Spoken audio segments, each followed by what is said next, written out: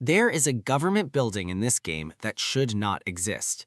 It does not follow normal laws of physics. Its floors rearrange themselves. Its rooms contain things that science cannot explain. And the deeper you go inside it, the less certain you become about what is real and what is not. The terrifying part is that feeling never fully goes away, even after the credits roll. Remedy Entertainment released Control in August 2019, and it landed quietly compared to the massive releases surrounding it that year. No enormous marketing campaign, no celebrity endorsements, no pre-order bonuses shaped like rubber guns. Just a strange, confident, deeply weird game that trusted its audience to follow it into genuinely uncomfortable territory. 7 years later, Control has grown into something that gets recommended in hushed, almost reverent tones by the people who connected with it. And the people who bounced off it early almost always describe the exact same moment they gave up, which is interesting because that moment is also precisely where the game begins to reveal what it actually is. You play as Jessie Faden, a young woman who arrives at the Federal Bureau of Control headquarters in New York City, looking for her missing brother. The FBC is a secret government agency that investigates and contains what the game calls objects of power and altered world events, essentially paranormal phenomena that operate outside known physics. The building that houses the FBC is called the Oldest House, and it is a brutalist skyscraper that is significantly larger on the inside than it appears from the outside. When Jessie arrives, the entire building is under siege by an entity called the Hiss, a resonant frequency that has possessed most of the FBC staff and is spreading through the structure. Jessie picks up a weapon called the service weapon from the body of the previous director and, in doing so, becomes the new director of the Federal Bureau of Control. She did not apply for the position, nobody asked her. The building chose her, and that distinction matters enormously to everything the story is trying to say. Jessie as a protagonist is genuinely fascinating and underappreciated in the broader conversation about video game characters. She is not a trained soldier. She is not a superhero. She grew up in a small town where a paranormal event destroyed her community and took her brother, and she has spent her adult life searching for answers while carrying significant psychological trauma. The internal monologue that plays throughout the game, where Jessie processes what she is seeing and experiencing in real time, is written with real intelligence. She is confused, scared, occasionally darkly funny about the absurdity of her situation, and slowly building confidence as she understands more about the world she has entered. Watching that arc develop across 20 hours of gameplay is one of the most quietly rewarding character journeys in Remedy's catalog. The supporting cast deserves equal recognition. Ahti, the janitor, is a Finnish maintenance worker who moves through the old house with complete serenity, whistling old songs, making observations that seem nonsensical until they suddenly do not, and existing in the building with a familiarity that raises questions the game takes its time answering. Dr. Casper Darling, the head of research at the FBC, appears exclusively through video recordings scattered throughout the building, and actor Sean Dury brings a layered performance that shifts from academic enthusiasm to something much more unsettled as the recordings progress chronologically. Emily Pope is Jessie's primary contact inside the bureau and provides necessary grounding during a story that otherwise refuses to give you solid footing. These characters feel like real people operating inside an impossible situation, rather than fantasy archetypes serving a plot. The combat system is where Control earns its reputation for pure gameplay satisfaction.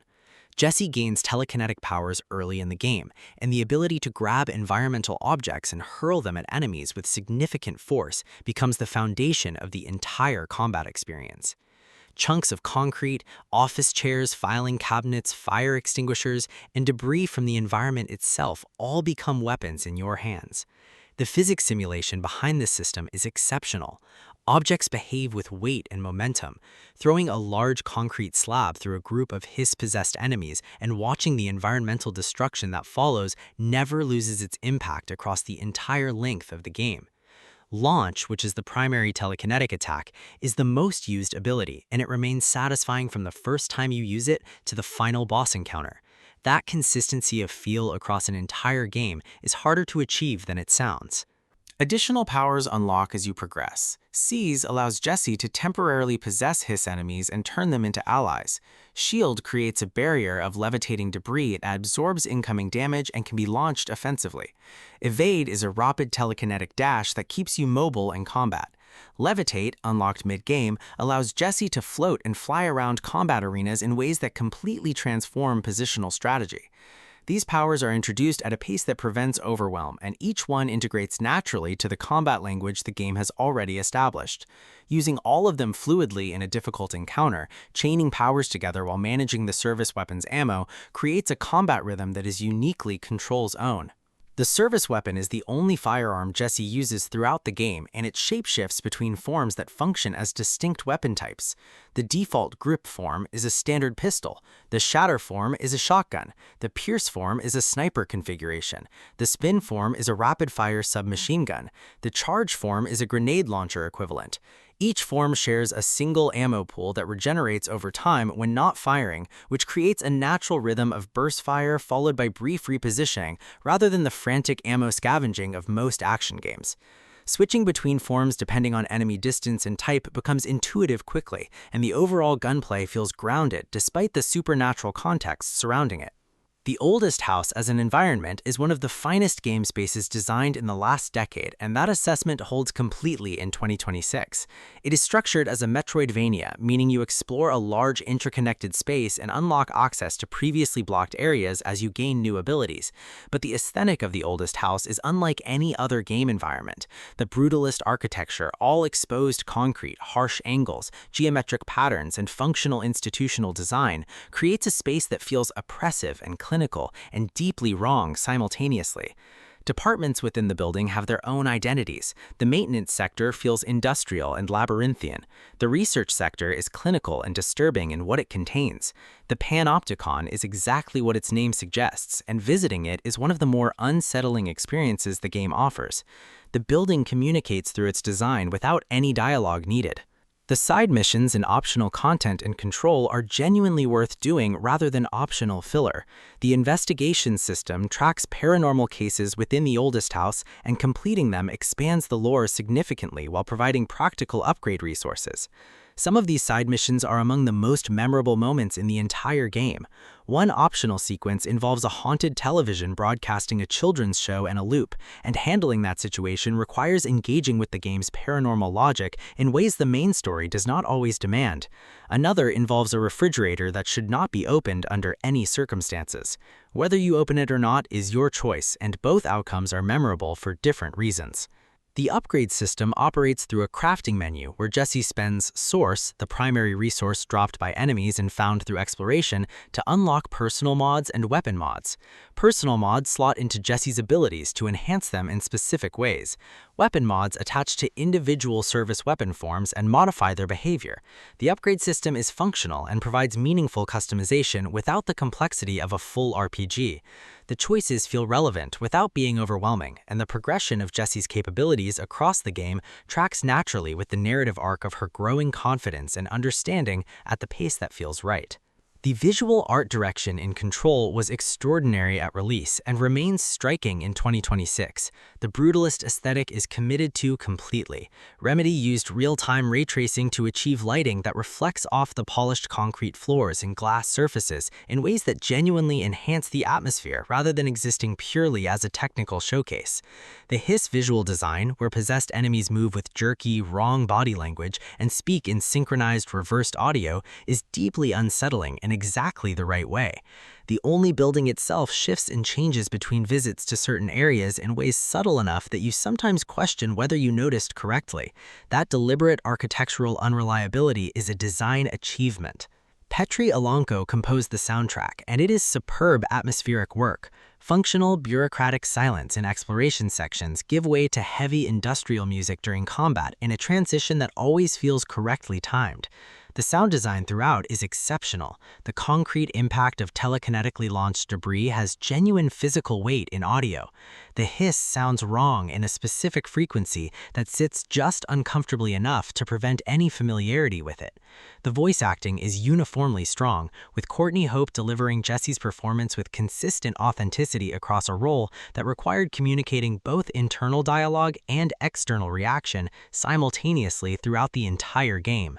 The technical performance history of Control is honestly one of its more complicated aspects. At launch in 2019, Control ran poorly on base PlayStation 4 and Xbox One hardware. Frame rates dropped significantly during heavy combat sequences, and the visual fidelity compromises required on those platforms were visible. The PC version performed well on appropriate hardware. The Ultimate Edition, released in 2020, brought ray tracing improvements and next-generation enhancements that addressed most of the launch performance concerns. Running Control today on current hardware in 2026 produces a smooth, visually excellent experience with no meaningful technical complaints. The game it always wanted to be visually is now fully accessible. The two DLC expansions, the Foundation and AWE, add meaningful content. The Foundation takes Jesse below the oldest house into a geological space that challenges the established visual language of the game in interesting ways. AWE crosses over with another Remedy property in a manner that rewards players familiar with that franchise while functioning adequately for those who are not.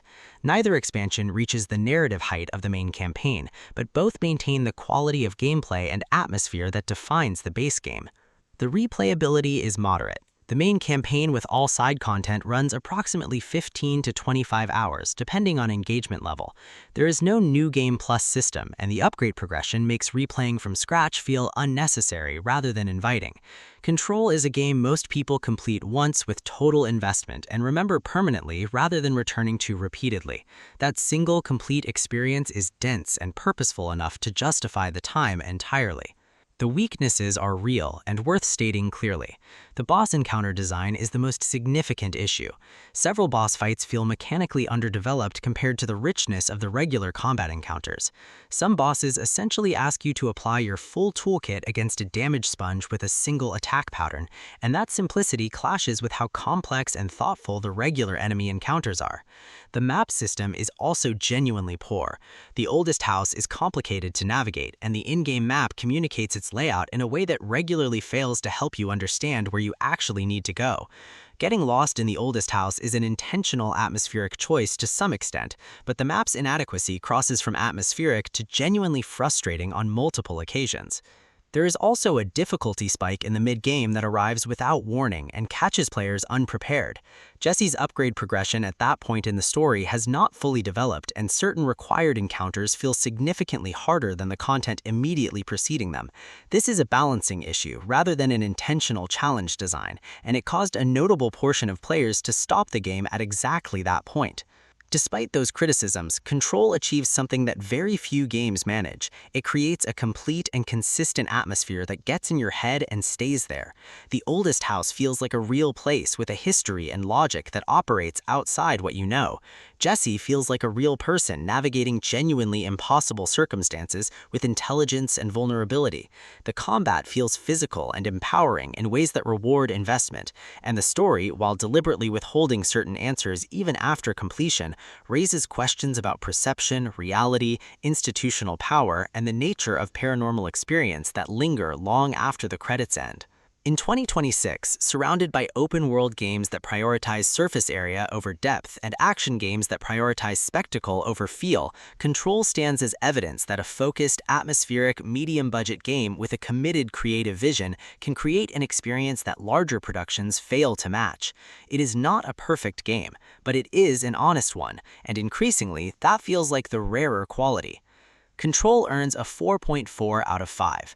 The boss design weakness and navigation problems are genuine deductions from a game that otherwise operates at a level of atmospheric and mechanical quality that most of its contemporaries never approached. If Remedy had addressed those two issues specifically, this score would sit noticeably higher. What remains is still one of the most distinctive action games of its era, and one that deserves a much larger audience than it found at launch. If you've never played Control, don't go in expecting a conventional action game.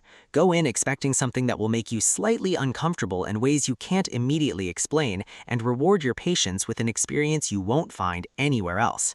And if this is the kind of detailed, honest gaming discussion you want more of, drop a like on this video, subscribe so you don't miss what comes next, share this with someone who keeps saying they've been meaning to try Control, and tell me in the comments what the oldest house did to you, because everybody who finishes this game has a specific moment that got under their skin, and I want to know yours.